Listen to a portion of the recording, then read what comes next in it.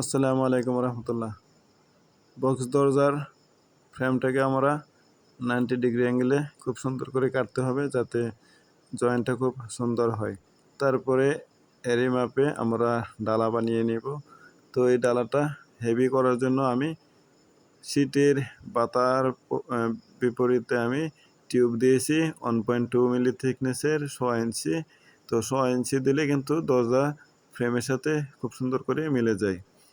তো অবশ্যই এখানে 4টা বাতা দিলে আরও সুন্দর হতো। তো আমি 3টাই দিয়েছি যেহেতু চারপাশে টিউব দিয়েছি এবং খুব সুন্দর করে ওয়েল্ডিং করে দিয়েছি শীটের সাথে। পাশাপাশি একটা পাতা থেকে আরেকটা পাতার সাথে জয়েন করে দিয়েছি যাতে প্রস্থভাবে এগুলো শক্ত হয়। আর এখানে কবজাগুলো আমরা ভিতর দিয়ে দিয়েছি যাতে ওয়েল্ডিংয়ে এবং যে ভিতরে শীট বাস হয়েছে এখানে প্রায় 3টা পুরুত বাস হয়েছে। ডিজাইন শীটটা ডাবল করা হয়েছে এই সাইডে, আর যেটা ব্যাক পার্ট সেটা তো একটা বাস হয়েছে। তো মোট এখানে 3 পার্ট শীট হয়েছে যেহেতু শীটগুলো হেভি, এক একটা শীটের ওজন প্রায় 15 কেজি। তো এই জন্য বলবো কবজাগুলো হেভি হবে।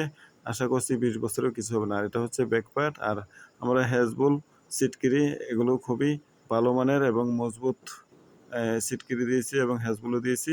ভিতরেও একটা হ্যাজবল দিয়েছি যাতে ভিতর থেকে লক করা যায় খুব মজবুতলি। আর আমরা এর যে বাহিরের সাইডে এখানেও একটা ভালো কোয়ালিটি এবং হেভি সাইজের কারিমা ব্র্যান্ডের একটা হ্যাজবল দিয়েছি যেটা দেখতেও সুন্দর, মোটামুটি হেভি মজবুত। আর এই দরজার ফ্রেমগুলো হেভি মালের 18 কেজি প্রায়।